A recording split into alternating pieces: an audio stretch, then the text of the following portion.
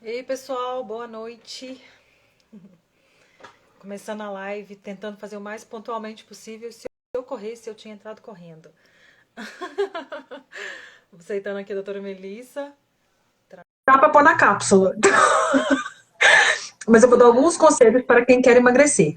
Se vocês quiserem tomar água com própolis, vai ajudar bastante. Inclusive, se você misturar um pouco de levedo de cerveja, isso pela manhã, você não vai querer ver comida na sua frente por um bom tempo. Então, ajuda muito a emagrecer. Em vários sentidos. Bom, gente, vamos lá. Vamos falar a nossa live, contando Vamos aqui a lá. nossa contagem de 19 minutos, tentando ser fiéis, né? É isso. E vamos falar sobre própolis e ômega 3, que tem algumas coisinhas em relação a própolis e ômega 3 que todo mundo tem muita dúvida, né, Melissa? Curiosidade. Inclusive, assim, a gente, são curiosidades que a gente tem que correr atrás enquanto médicos. Acho que deu um delayzinho, acho que já melhorou. E vou falar sobre própolis. De onde que veio esse trem, gente? Da roça, lá de Manhuaçu, onde eu e a Melissa nascemos, praticamente. Sim, a gente usa própolis. Quem é do interior tem um costume muito grande de usar para infecções de garganta, para várias situações, para recuperação de feridas. E a gente acaba descobrindo que nos estudos a gente tem embasamento científico para isso. Então é uma sabedoria popular que, na verdade, foi usado 300 antes de Cristo para embalsamar múmias. Então, se alguém quer ter vida eterna igual as múmias, é o própolis. Pois eu falei com eles que eu ia brincar hoje, porque a vida tá difícil pro meu lado, tá, gente? E eu vou fazer um parênteses aqui, nós somos cristãs e Jesus colocou no Evangelho que a vida era plena e não vida fácil. E eu tava achando que a vida era fácil. Então, eu tô com esse ditado hoje, eu vou brincar um pouquinho com vocês e eu pedi licença poética para a doutora Melissa para fazer palhaçada, Todo, porque acho que a pode gente ficar precisa à de um pouquinho. vontade.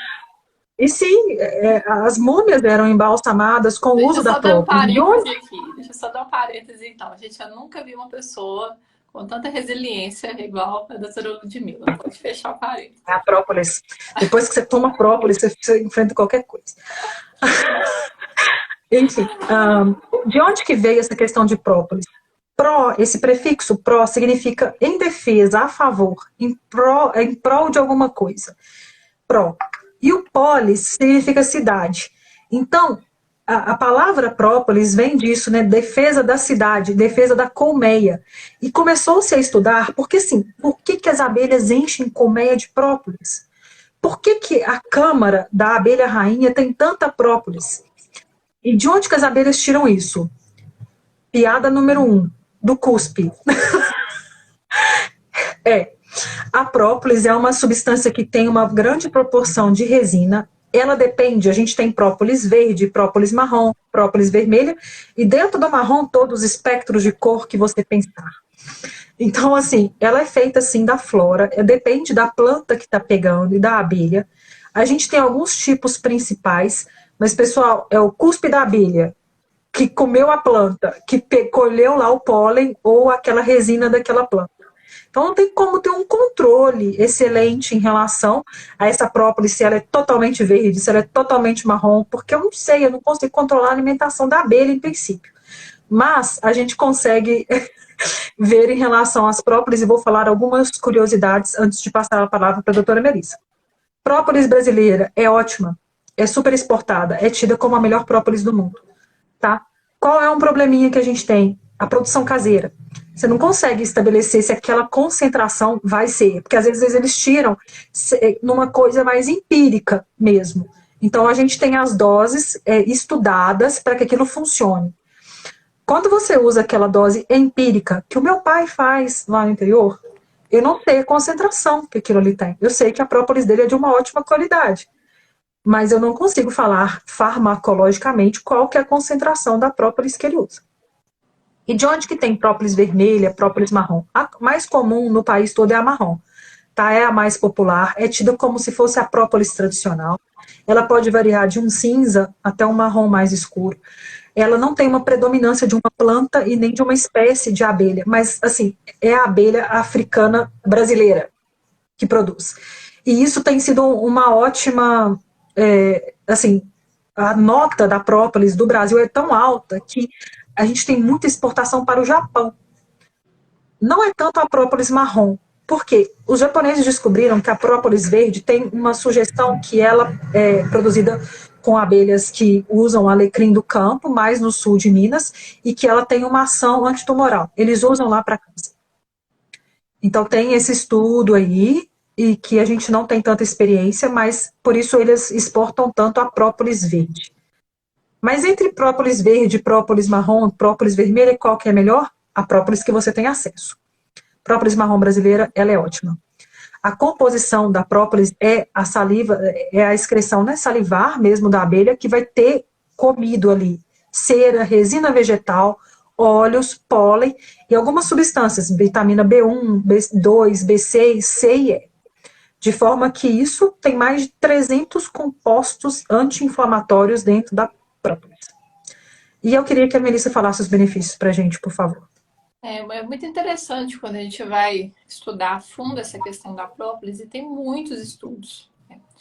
E sendo que a maioria deles, né, ainda são estudos com atividades in vitro e atividade animal, mas observa-se alguma atividade biológica, né? Então a gente já tem que levar em consideração.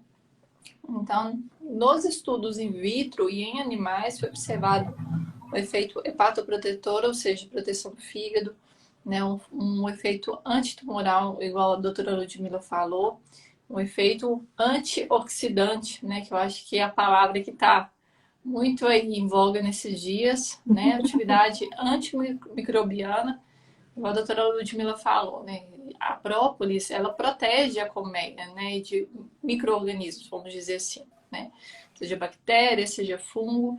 E de alguma forma, né, por observação, foi vista mesmo, né, que quando a gente abre uma colmeia, não sei se vocês já tiveram a oportunidade de ver, realmente é um ambiente muito limpo, né, o mel é algo muito limpo. Então, realmente, a gente vê por observação que tem esse efeito realmente, né, antimicrobiano, antifúngico, observa-se na própolis verde um efeito imunomodulador também. Foi observado um efeito contra bactérias gram-positivas, que a gente fala S. aureus. O meu avô também, ele fala muito da própolis. Tem até um vídeo, Lud, lá no meu Instagram. Eu fazendo uma entrevista com meu avô, ele falando da própolis, que ele usa própolis, acho que é 6 gotas que ele falou que usa. Então, já dá até A gente usa meio que 20, mas... Ué, aquela própolis da roça lá, gente?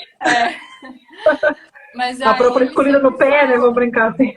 Mas ele sempre fala, né? A gente machucou a perna, passa o própolis, e a gente... quando eu fui estudar, eu vi que tem uma ação, né, antibacteriana contra a S. aureus, que é a bactéria mais prevalente na pele. Eu falei assim, nossa, não, peraí que tem realmente sabedoria popular, né?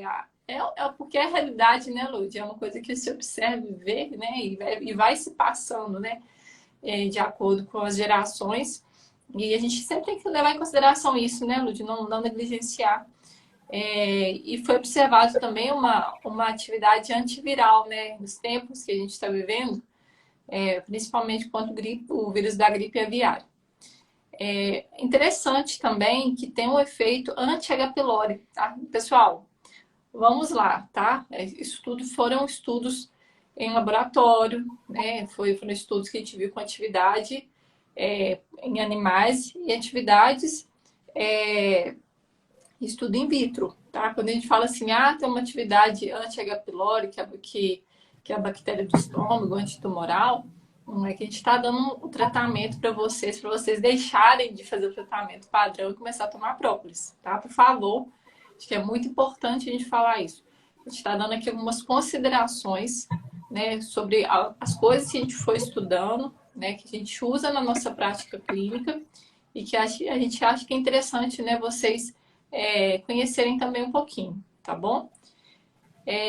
Pensando, né, Lud, nessa questão da atividade tumoral, como é que a gente pode abordar um pouco disso na COVID?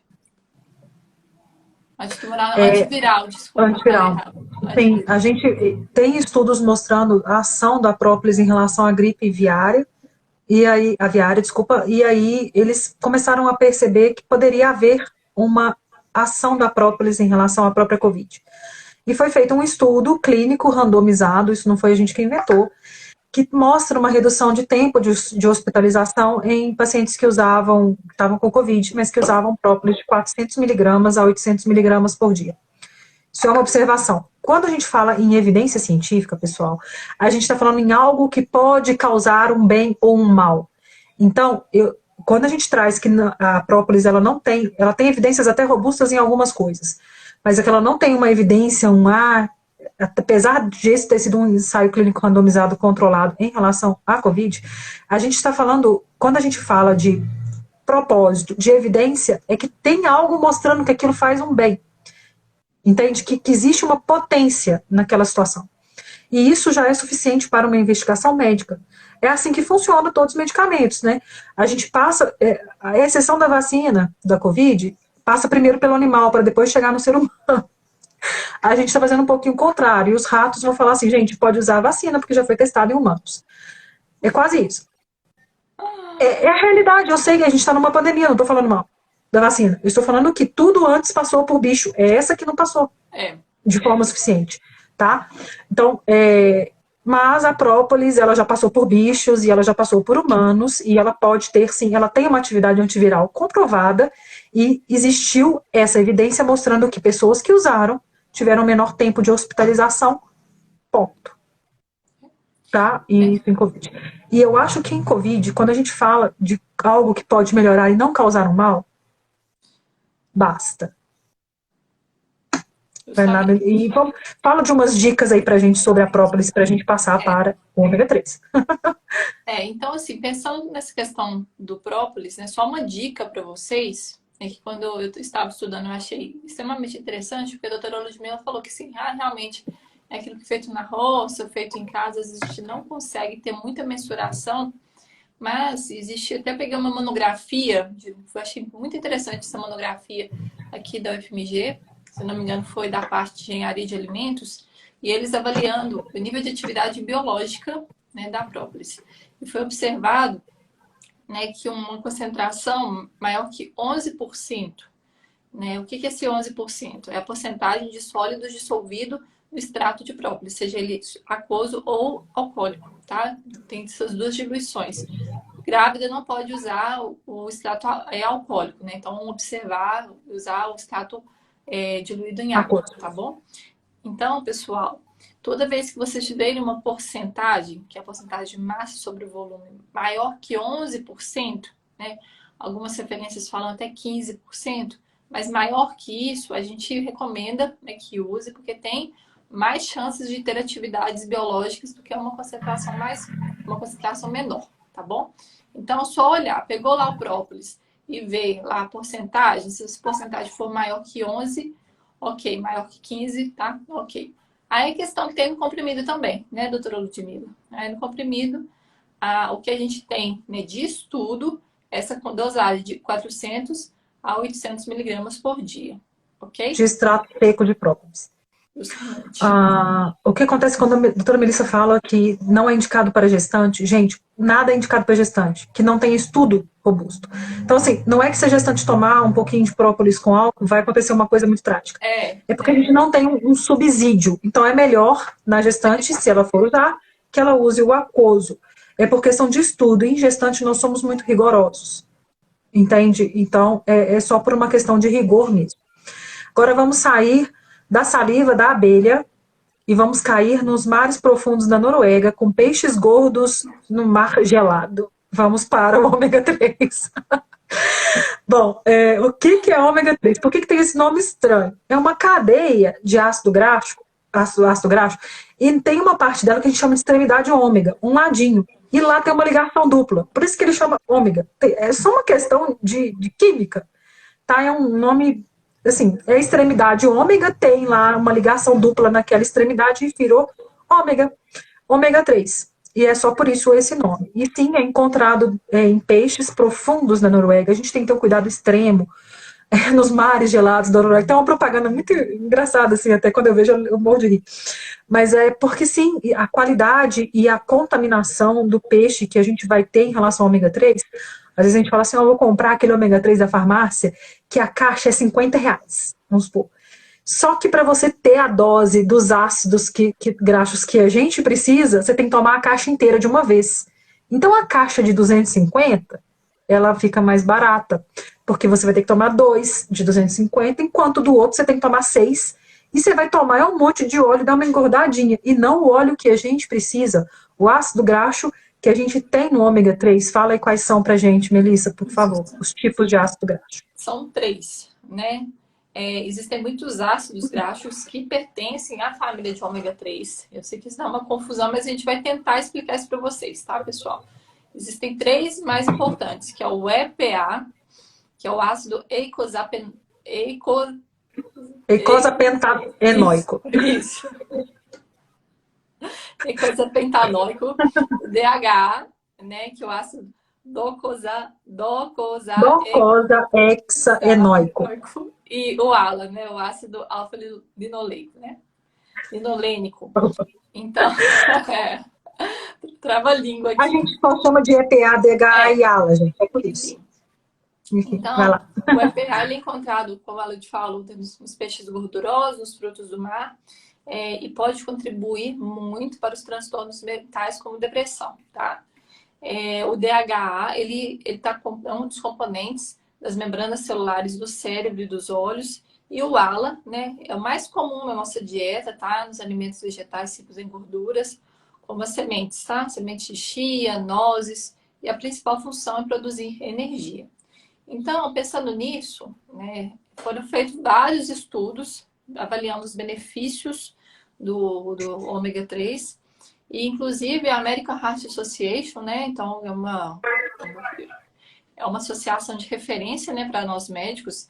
Eles mesmos, né, eu peguei essas referências do site deles falando dos benefícios.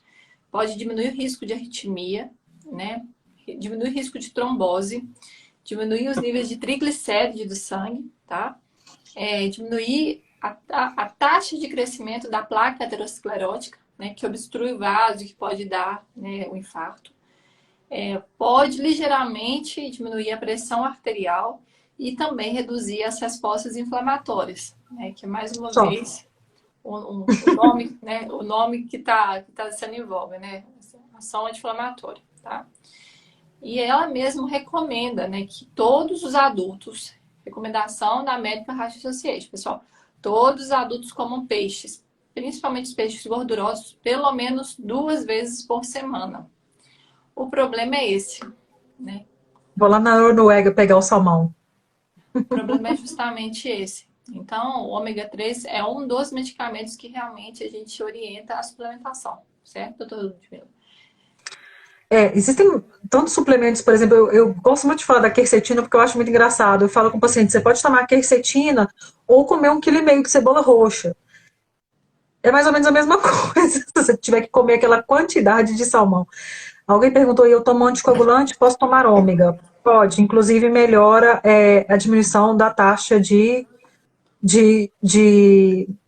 coagulação, né? Ele é um pouquinho anticoagulante. Ele melhora a função do endotélio, que é onde o coágulo se forma. Então, existe uma proteção, tá? Escrita pela American Heart Association. E quem tem doença arterial coronariana documentada, a gente tem que usar 1 grama, a American Heart Association coloca.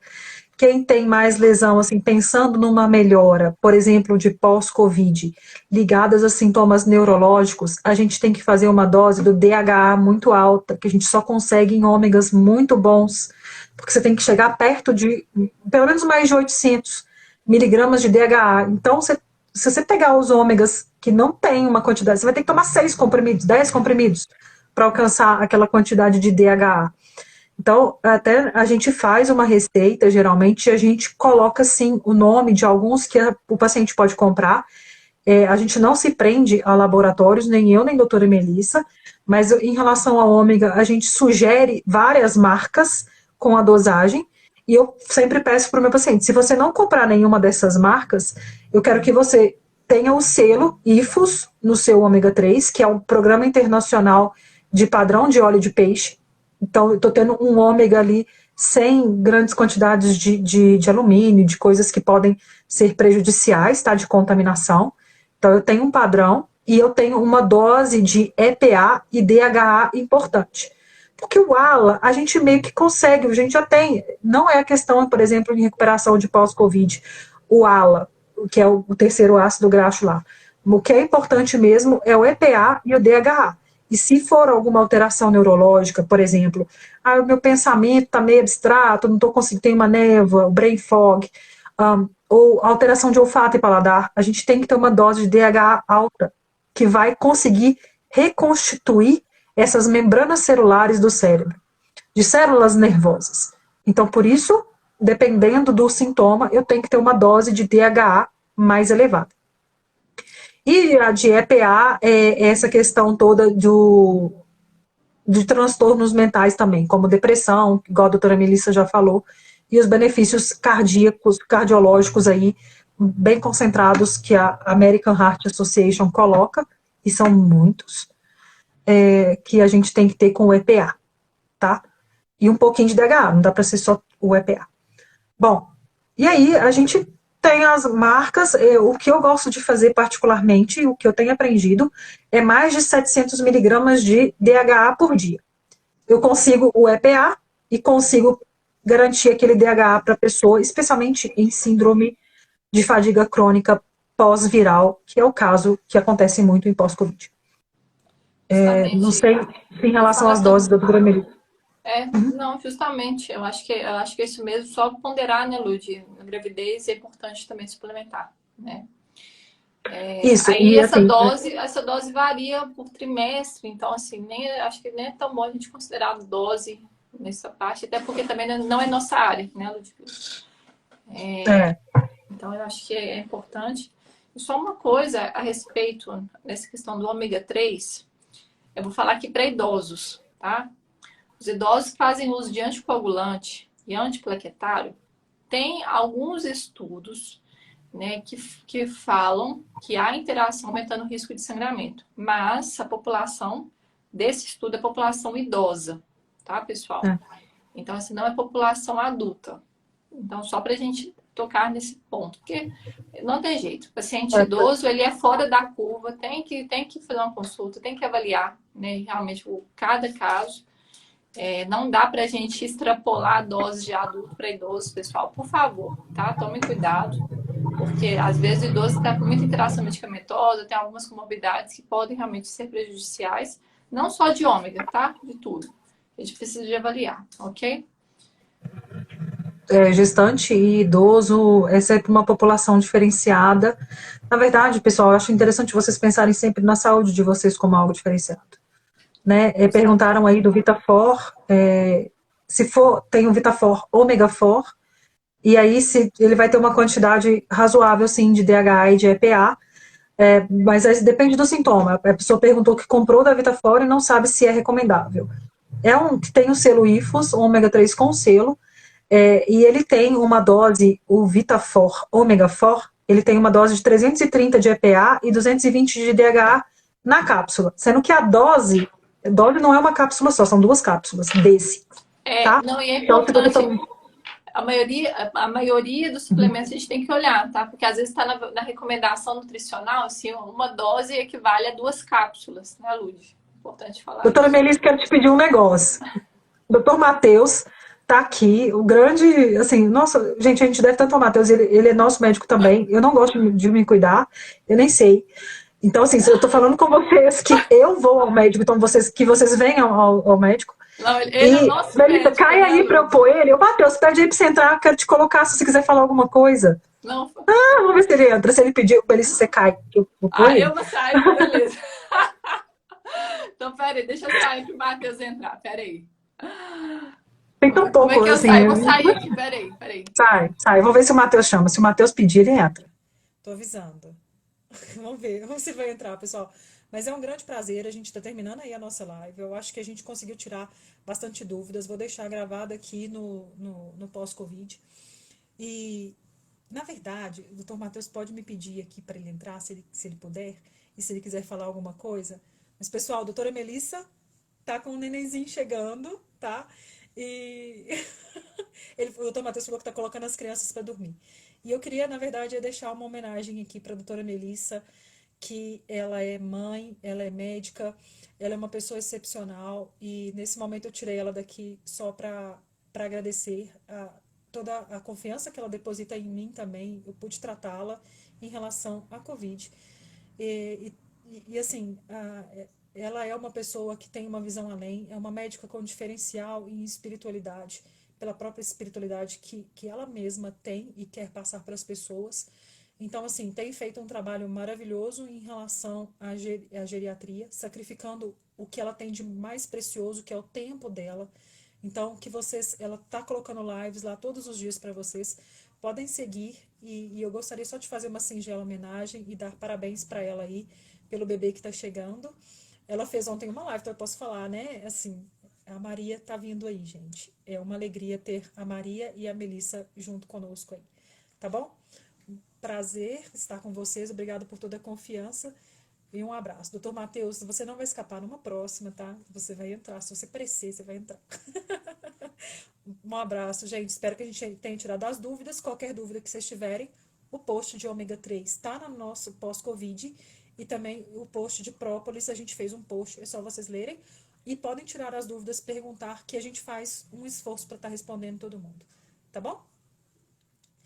Um grande beijo. Tchau.